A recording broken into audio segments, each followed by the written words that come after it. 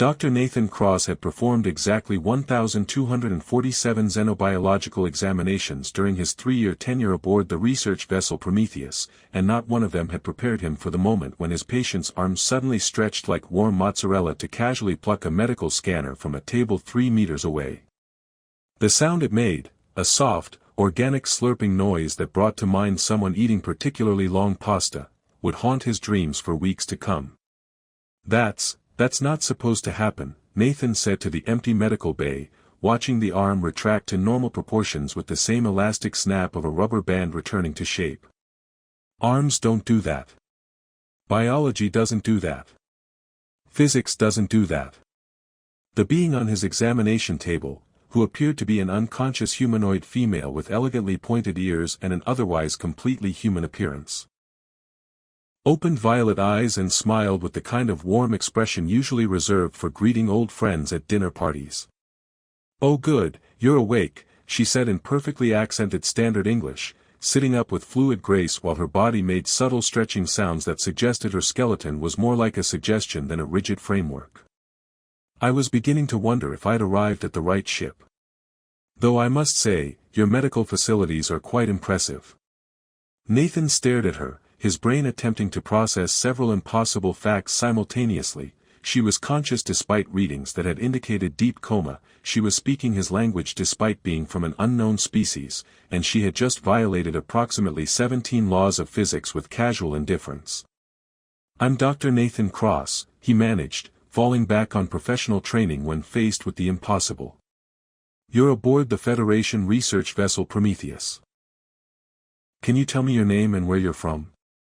"ZYX," she replied, pronouncing it with a sound that seemed to involve reshaping her vocal cords in ways that human anatomy couldn't duplicate.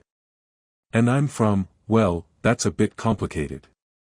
Your language doesn't really have words for multidimensional space coordinates."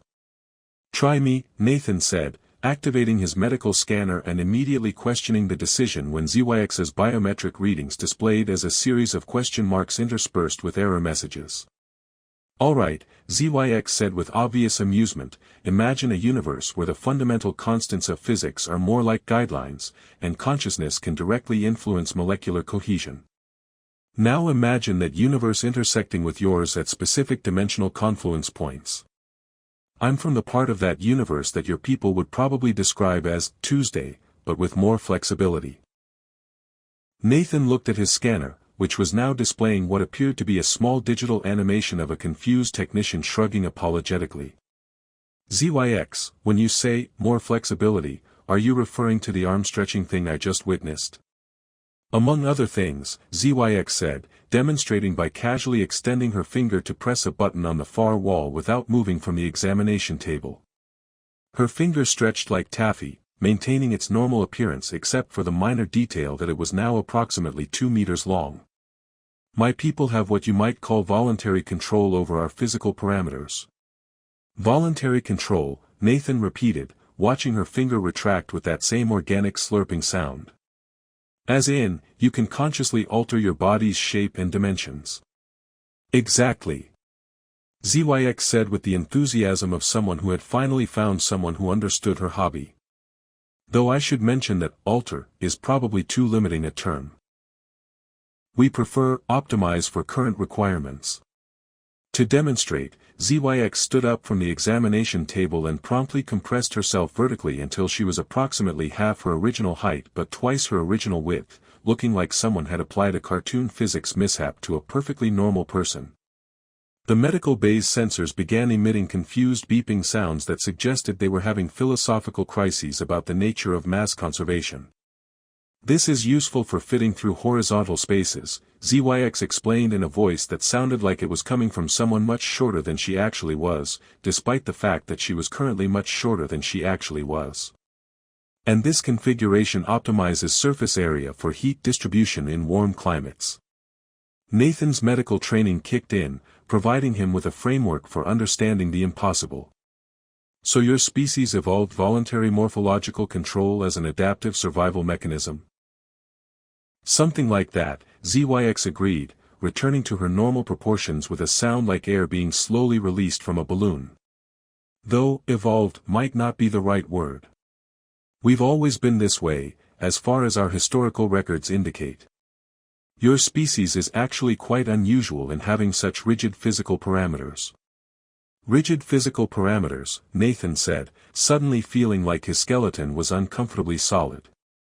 You mean the fact that our bodies maintain consistent shape and size? Exactly. It seems so limiting. How do you adapt to changing environmental conditions? How do you access spaces that are differently sized than your default configuration? How do you optimize your form for specific tasks?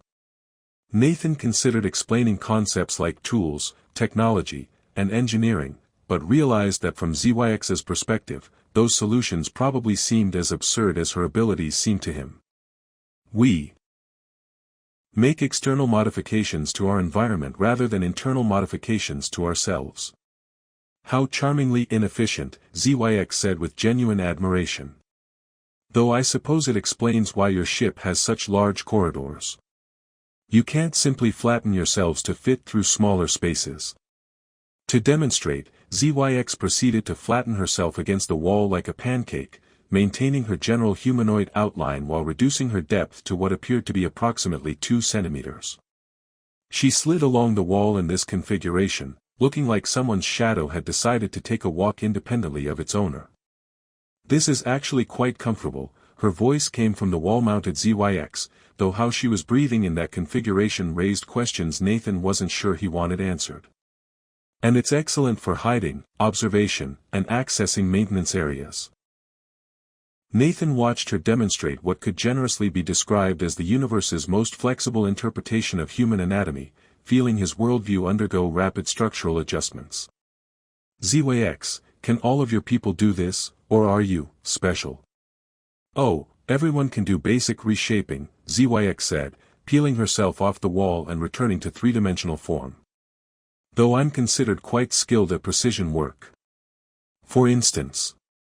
She extended her hand toward Nathan, and her fingers began stretching and subdividing, creating what appeared to be a dozen smaller appendages that moved with independent dexterity. Each microfinger was perfectly formed and completely functional, allowing her to simultaneously operate multiple pieces of medical equipment with surgical precision.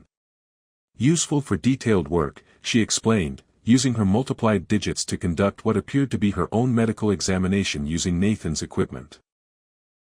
Your instruments are quite sophisticated, though they seem confused by my physiology. Nathan looked at his medical displays, which were showing readings that violated several fundamental principles of biology. ZYX's mass seemed to be variable, her density was apparently negotiable, and her molecular structure was displaying properties that suggested she was simultaneously solid, liquid, and something that didn't have a name in any language he knew. ZYX, he said carefully, I need to ask you something, and I want you to understand that I'm asking from a purely scientific perspective. Of course, ZYX said, though her smile suggested she found his scientific concern amusing. Are you planning to eat me? ZYX's laughter had the same liquid quality as her physical movements, flowing and musical in ways that suggested her vocal cords were as flexible as the rest of her anatomy. Eat you? Why would I eat you? You're much more interesting as a conversation partner than as nutrition. It's just that the stretching, the shape changing, the casual violation of physical laws, it's all a bit predatory from a human perspective. Oh, I see the confusion, ZYX said with understanding. You're thinking like prey because my abilities fall outside your experience parameters. That's actually quite reasonable from a survival standpoint. So you're not going to consume me in some horrible fashion? Not unless you'd find it educational, ZYX said with obvious humor. Though I should mention that my people's dietary requirements are quite different from yours. We subsist primarily on ambient electromagnetic radiation and the occasional quantum fluctuation. Nathan felt relief flooding through him, followed immediately by scientific curiosity about the metabolic implications of quantum fluctuation consumption. So your interest in me is purely social? Scientific, ZYX corrected.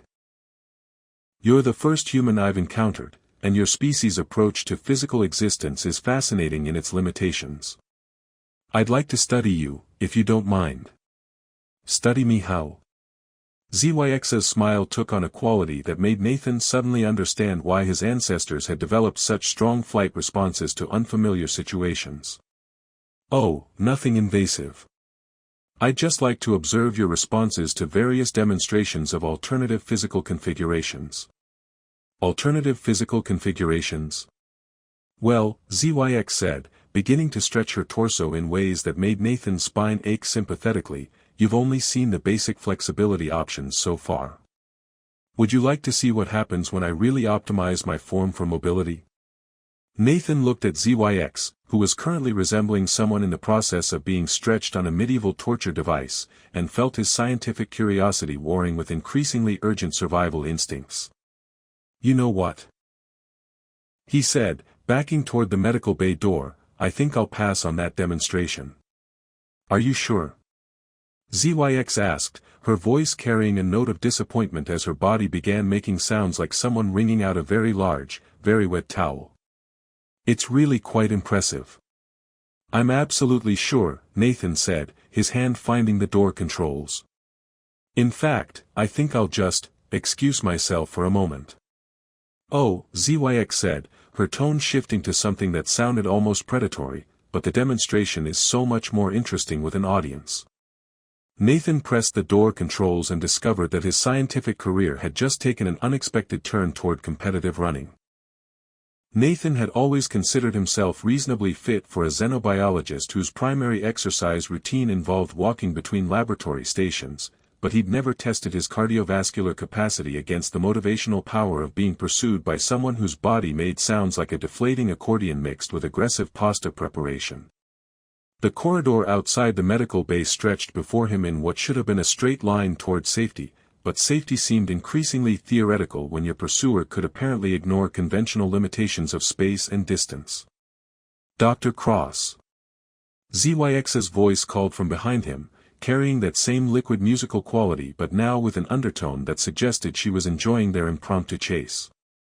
You're moving quite efficiently for someone with such rigid skeletal parameters. Nathan risked a glance over his shoulder and immediately regretted the decision. ZYX was following him down the corridor, but instead of running in any recognizable human fashion, she was flowing like water given form and purpose. Her legs had merged into something resembling a flexible tentacle that propelled her forward with undulating movements, while her arms stretched ahead to pull herself along the walls with movements that defied several fundamental assumptions about anatomy. This is not how I planned to spend my Tuesday, Nathan muttered, ducking into a maintenance access corridor that should have been too narrow for human passage. Unfortunately, he'd forgotten that ZYX operated according to different definitions of too narrow. The sound of her body compressing to fit through the access corridor was like someone deflating a very large balloon while simultaneously stretching rubber bands to their breaking point. Nathan could hear her behind him, moving through the narrow space with the efficiency of someone for whom physical obstacles were merely interesting puzzles rather than actual barriers. Dr. Cross, ZYX's voice echoed through the maintenance corridor with the cheerful persistence of customer service representatives who refuse to accept that you don't want to upgrade your communication plan. I really think you're misunderstanding my intentions.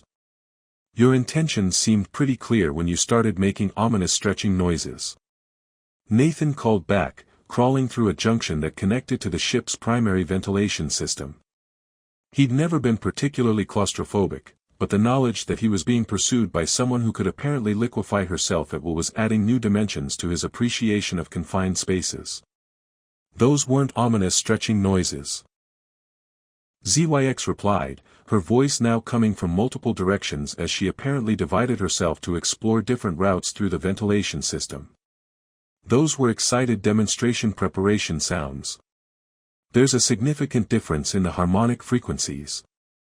Nathan paused in his crawling to consider this distinction, then decided that harmonic frequency analysis could wait until he wasn't being hunted through air ducts by someone whose biology violated the fundamental principles of everything he'd studied for 7 years of higher education.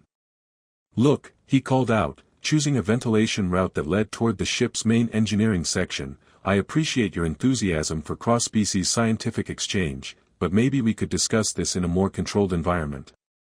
This is a controlled environment. ZYX's voice came from directly above him, which was concerning since the ventilation shaft above him was approximately the size of a drinking straw. I'm controlling all my biological parameters very precisely to avoid damaging your ship's infrastructure. Nathan looked up and saw what appeared to be ZYX's face looking down at him through a ventilation grate that definitely hadn't been large enough to accommodate a human head when he'd passed under it 30 seconds ago. Her smile was perfectly friendly, which somehow made the situation more unsettling rather than less. "How are you doing that?" Nathan asked, momentarily forgetting that he was supposed to be fleeing rather than conducting impromptu interviews with impossible anatomy. "Simple compression optimization," ZYX explained, her head somehow fitting through the grate while maintaining perfect conversational volume. "I'm currently distributed through approximately 40 meters of your ventilation system while maintaining consciousness coherence and communication functionality."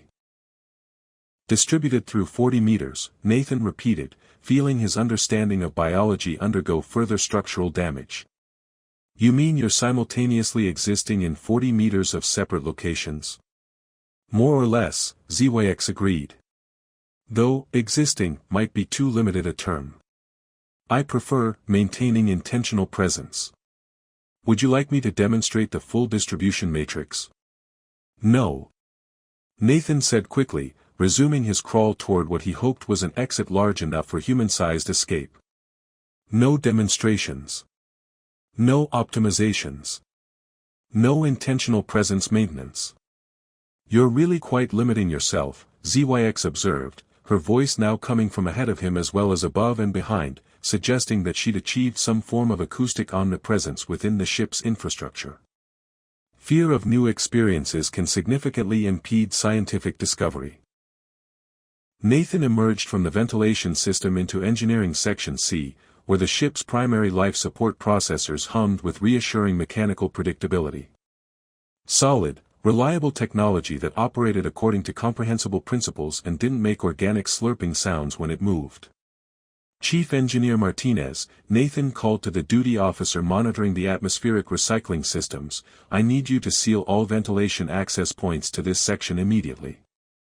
Chief Martinez looked up from her displays with the expression of someone whose quiet evening shift was developing unexpected complications. "Dr. Cross. What's the emergency?" "We have a biological hazard in the ventilation system," Nathan said, watching the various access grates around the engineering section for signs of elastic intrusion. "Something that can reshape itself to fit through spaces that shouldn't accommodate it." "Biological hazard?" Martinez began activating emergency containment protocols, sealing ventilation access points throughout the section. "What kind of biological hazard are we talking about? Viral? Bacterial? Parasitic?" "Flexible," Nathan said, just as one of the sealed access points began making sounds like someone was testing the structural integrity of metal grating using advanced pasta stretching techniques. "Dr. Cross." ZYX's voice came muffled through the sealed access point, maintaining its cheerful customer service quality despite obvious physical constraints. "These barriers are quite effective. Your engineering specifications are much more robust than I anticipated. Stay back." Nathan called to the access point, which was beginning to bulge outward in ways that suggested ZYX was testing whether sealed was a permanent condition or merely a temporary inconvenience. "I'm not approaching," ZYX replied with obvious confusion. "I'm currently compressed into a configuration that allows me to fit within your infrastructure without violating structural parameters. This is actually quite comfortable, though I imagine it would be extremely uncomfortable for someone with rigid anatomical requirements." Martinez stared at the bulging access point, then at Nathan, then at her engineering displays which were showing pressure readings that violated several assumptions about how ventilation systems were supposed to behave. "Dr. Cross, what exactly are we dealing with here?" "An alien being whose body operates according to physics that don't exist," Nathan said, watching the access point continue its ominous bulging. "She can stretch, compress, divide, and apparently distribute herself through confined spaces while maintaining consciousness and conversation ability. And she's hostile." "She's enthusiastic," Nathan corrected. "Which is somehow more terrifying than hostile." The access point made a sound like someone opening a very large jar of something that definitely shouldn't have been jarred, and ZYX's hand emerged through a gap that hadn't existed a moment earlier. The hand waved cheerfully at Nathan and Martinez before extending like taffy to touch various engineering controls with obvious curiosity. Fascinating control interfaces, ZYX commented from within the ventilation system while her extended hand examined the life support monitoring station. Your technology shows remarkable sophistication despite your species' apparent inability to directly interface with quantum mechanical principles. Please don't touch those controls, Martinez said with the careful tone of someone addressing a potentially dangerous situation while trying to maintain professional composure. Those systems regulate life support for the entire ship. Oh, I'm not modifying anything, ZYX assured her, her hand now stretching to examine multiple control stations simultaneously while somehow maintaining the dexterity to operate complex interfaces. I'm just observing your engineering approaches. Your solutions to atmospheric processing are quite elegant, though unnecessarily complex from my perspective. Nathan watched ZYX's hand, which was now approximately 3 meters long and examining equipment across the entire engineering section, and felt his flight response shift into higher gear. Martinez, is there another way out of this section? Emergency exit through the plasma conduit maintenance area, Martinez said, pointing toward a heavily shielded corridor that led to the ship's power distribution center. But Dr. Cross, if this being isn't hostile.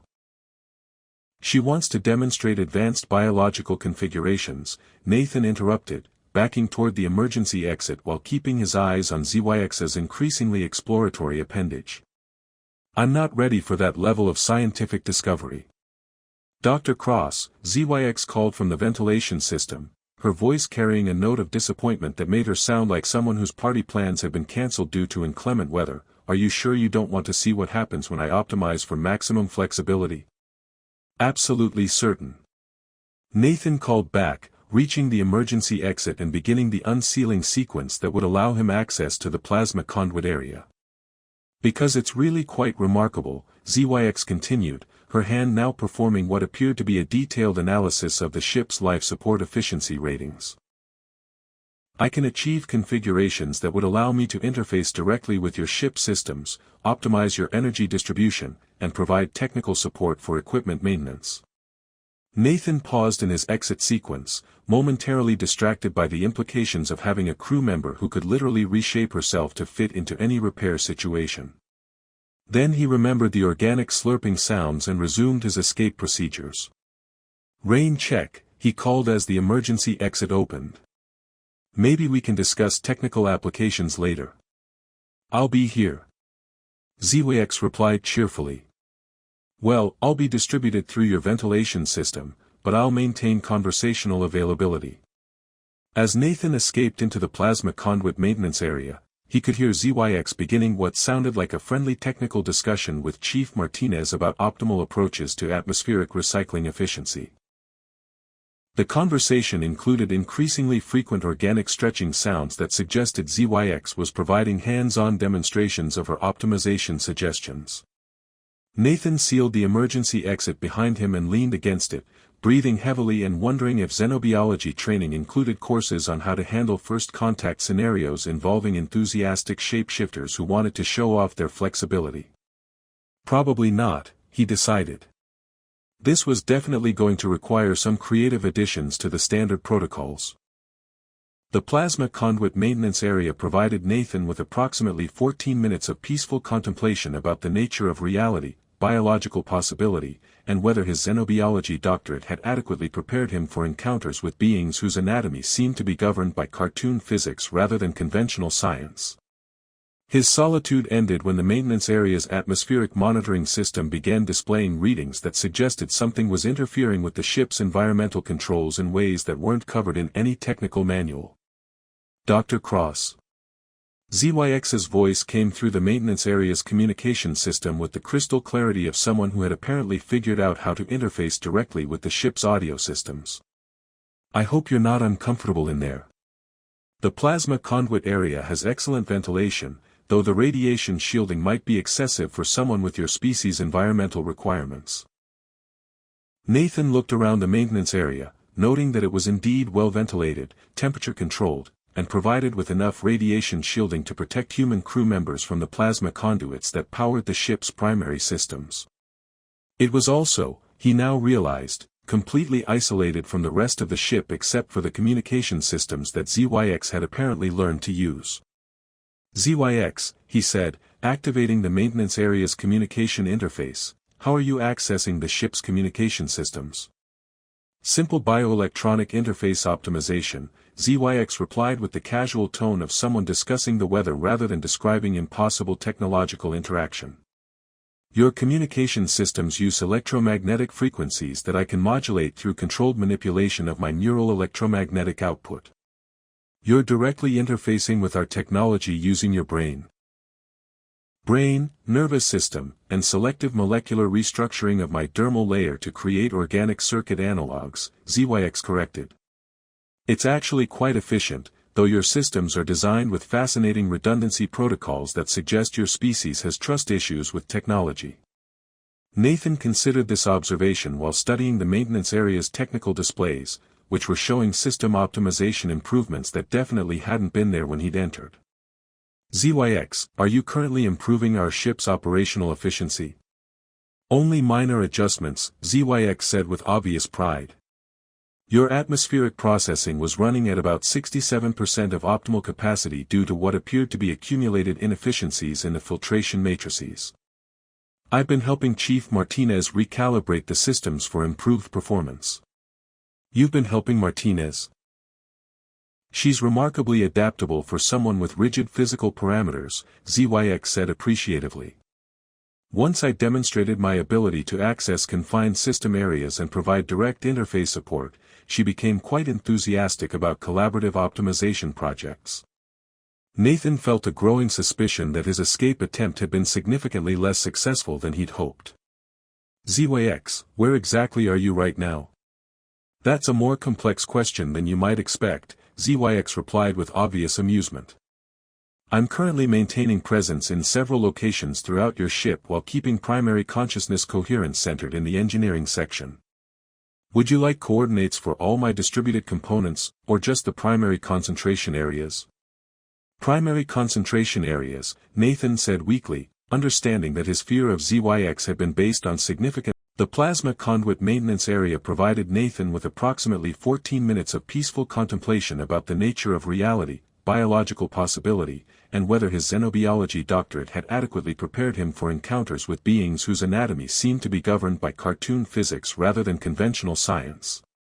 His solitude ended when the maintenance area's atmospheric monitoring system began displaying readings that suggested something was interfering with the ship's environmental controls in ways that weren't covered in any technical manual. Dr. Cross. ZYX's voice came through the maintenance area's communication system with the crystal clarity of someone who had apparently figured out how to interface directly with the ship's audio systems. I hope you're not uncomfortable in there. The plasma conduit area has excellent ventilation, though the radiation shielding might be excessive for someone with your species' environmental requirements. Nathan looked around the maintenance area, noting that it was indeed well ventilated, temperature-controlled, and provided with enough radiation shielding to protect human crew members from the plasma conduits that powered the ship's primary systems. It was also, he now realized, completely isolated from the rest of the ship except for the communication systems that ZYX had apparently learned to use. ZYX, he said, activating the maintenance area's communication interface. How are you accessing the ship's communication systems? Simple bioelectronic interface optimization, ZYX replied with the casual tone of someone discussing the weather rather than describing impossible technological interaction. Your communication systems use electromagnetic frequencies that I can modulate through controlled manipulation of my neural electromagnetic output. You're directly interfacing with our technology using your brain, nervous system, and selective molecular restructuring of my dermal layer to create organic circuit analogs, ZYX corrected. It's actually quite efficient, though your systems are designed with fascinating redundancy protocols that suggest your species has trust issues with technology. Nathan considered this observation while studying the maintenance area's technical displays, which were showing system optimization improvements that definitely hadn't been there when he'd entered. ZYX, are you currently improving our ship's operational efficiency? Only minor adjustments, ZYX said with obvious pride.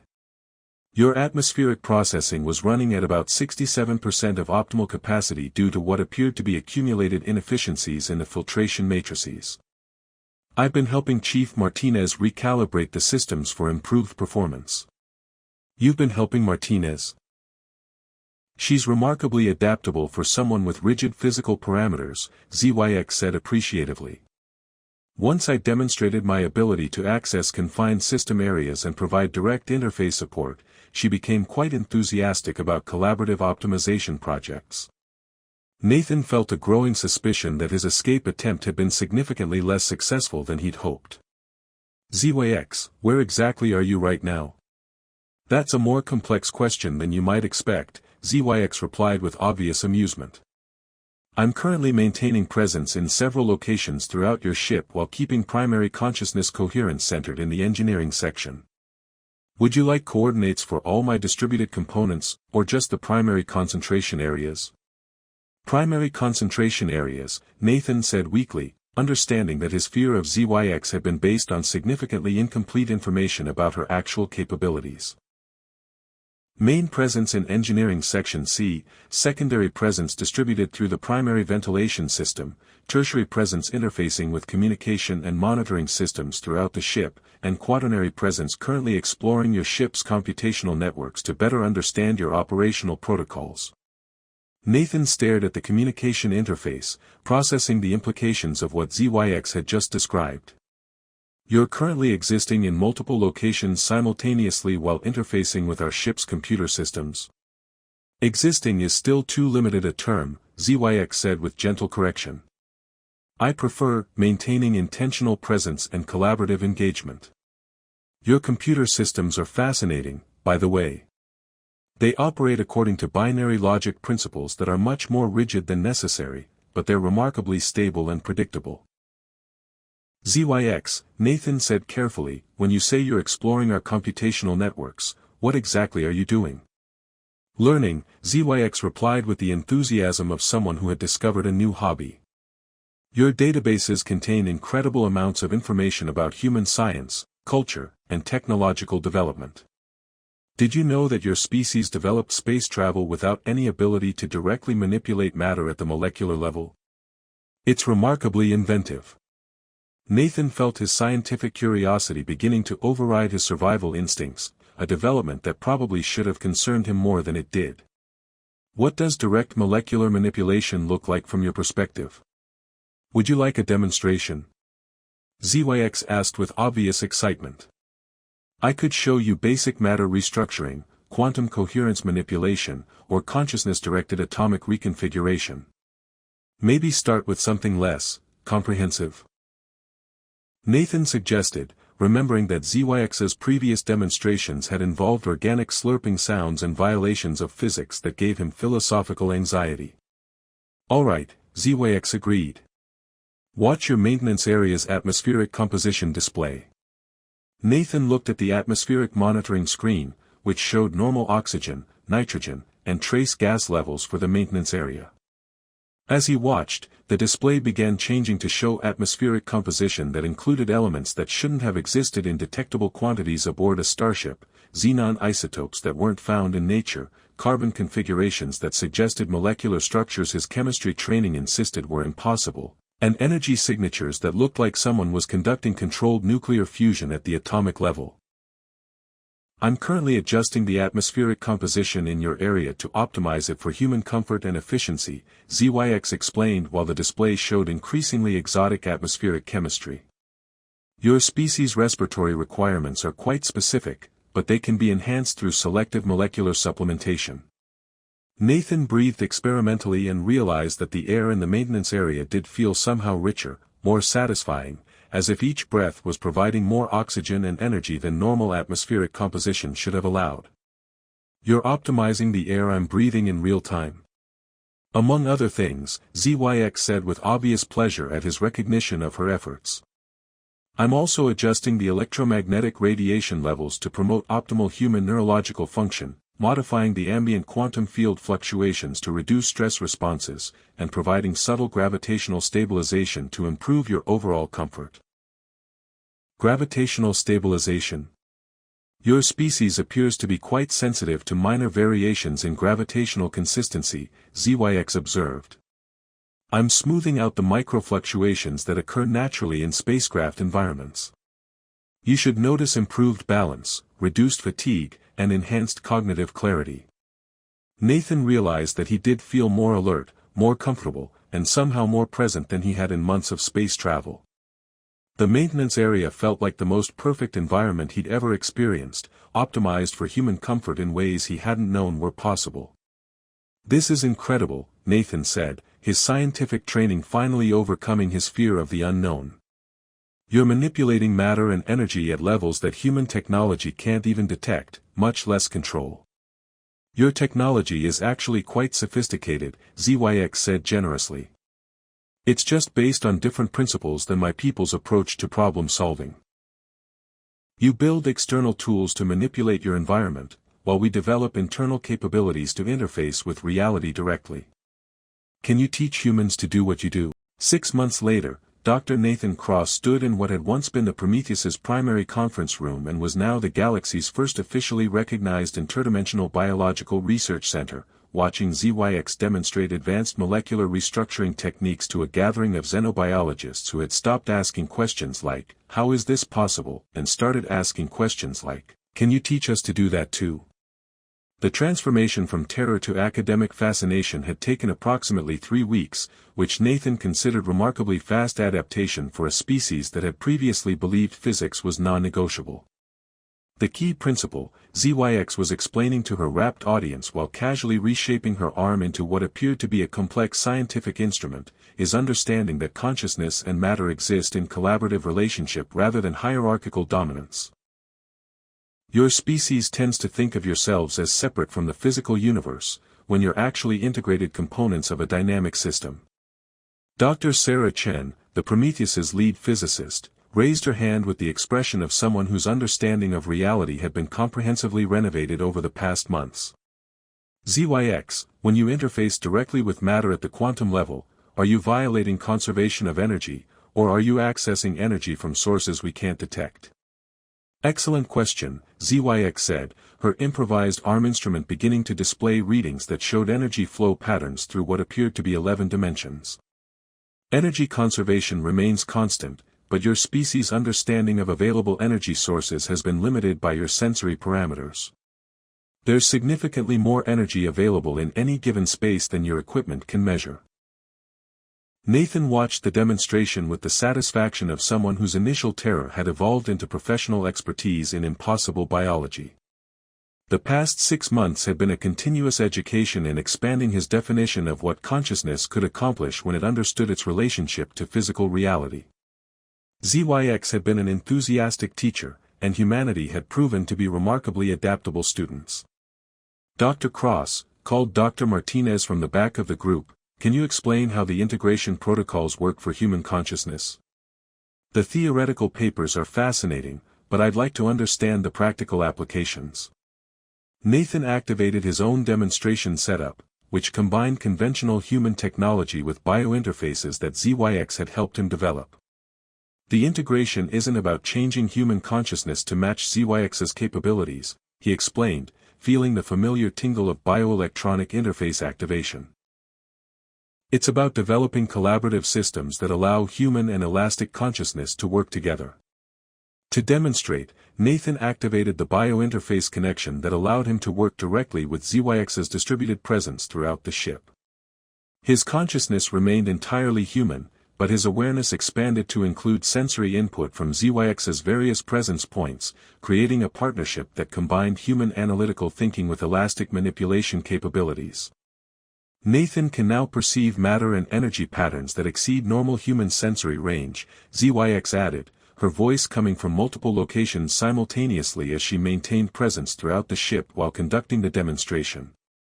But he processes that information according to human cognitive frameworks, which provides perspectives that my people's consciousness doesn't naturally develop. The result was visible on the demonstration screens, where Nathan and ZYX's collaborative analysis showed molecular-level activity throughout the ship's systems.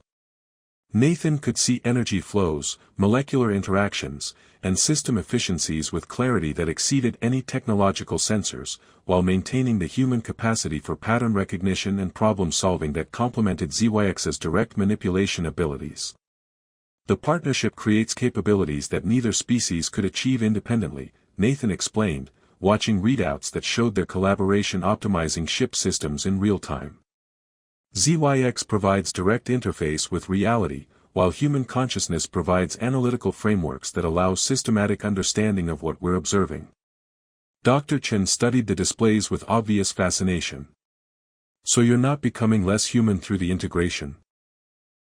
More human, actually, Nathan said, understanding something that had taken him months to recognize.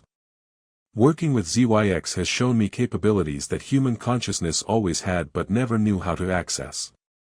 We're not changing into something alien, we're discovering potentials that were always part of human development. Though I should mention, ZYX added with obvious humor, that human consciousness is actually quite alien from my people's perspective. Your ability to maintain individual identity while collaborating with other consciousness is something my species finds remarkable and somewhat mysterious. The demonstration continued for another hour, with ZYX and Nathan showing the research team applications of bioelectronic collaboration that ranged from advanced medical techniques to space navigation systems that could interface directly with multidimensional space. The technology wasn't replacing human capabilities. It was amplifying them through partnership with consciousness that operated according to different principles. Questions? Nathan asked as they concluded the formal demonstration. Just one, said Dr. Williams from the xenobiology department. When do we start the training program? Nathan looked at ZYX, who was currently maintaining her primary presence in the conference room while simultaneously conducting system optimization throughout the ship and interfacing with the research station they were constructing in orbit around a nearby planet. Her smile suggested that the training program was something she'd been hoping someone would ask about. Actually, ZYX said, we've already started. Everyone in this room has been breathing atmospheres that I've been optimizing for enhanced consciousness matter interface sensitivity. You've all been experiencing gravitational stabilization that improves cognitive clarity. And the bioelectronic fields in this room have been gradually introducing your nervous systems to direct electromagnetic interface protocols. The research team looked around the conference room with new awareness, understanding that they'd been unconsciously participating in the first stages of human consciousness enhancement for months. So we're already partially integrated? Dr. Chen asked. You're already partially prepared, Nathan corrected. The actual integration requires conscious consent and collaborative effort. What ZYX has been doing is ensuring that when you choose to attempt bioelectronic interface, your consciousness will be ready to handle the expansion without system shock. System shock? Dr. Martinez asked. Direct consciousness matter interface can be overwhelming for minds that aren't prepared for the experience, ZYX explained. Your brains are accustomed to processing reality through limited sensory input. Sudden access to multidimensional perception can cause what you might describe as cognitive overload. But gradual preparation allows human consciousness to adapt naturally, Nathan added. Which means that anyone who wants to participate in the research program can do so safely, with full understanding of what they're choosing. The response was immediate and unanimous. Every member of the research team wanted to begin integration training immediately. Nathan felt a surge of pride in his species' adaptability and curiosity, understanding that ZYX's evaluation of human friendship potential had been remarkably accurate. Excellent, ZYX said with obvious pleasure. Though I should warn you that consciousness expansion tends to be habit-forming. Once you've experienced direct reality interface, conventional sensory limitation can feel quite restrictive. Like going from color vision back to black and white. Dr. Chen suggested. More like going from existing in 3 dimensions back to existing in 2 dimensions, ZYX corrected. The expansion is exponential rather than linear.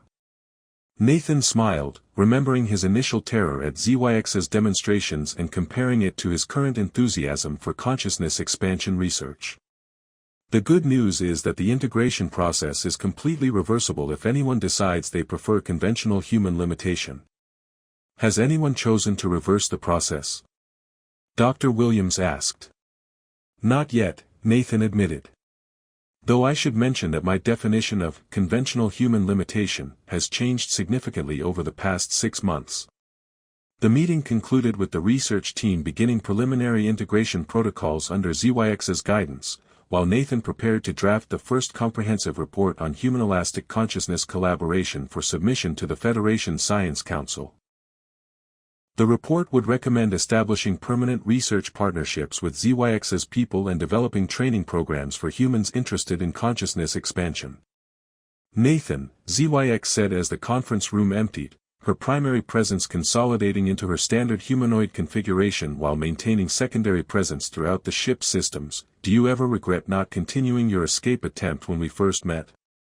Nathan considered the question while looking around the research center that had grown from his initial terror, thinking about the career opportunities that had developed from his willingness to eventually engage with the impossible rather than fleeing from it indefinitely.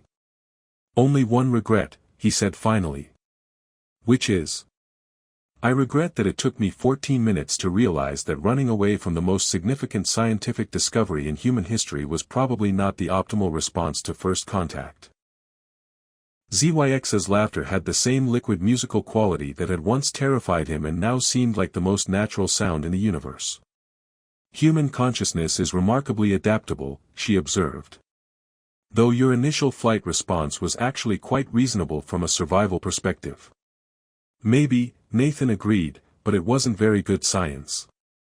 The best science, ZYX said with obvious affection, happens when curiosity eventually overcomes fear. Even if it takes a few minutes of running through ventilation systems to get there. Nathan smiled, understanding that his career had taken exactly the direction it was supposed to, even if that direction had initially involved more cardiovascular exercise than he'd expected from xenobiology research.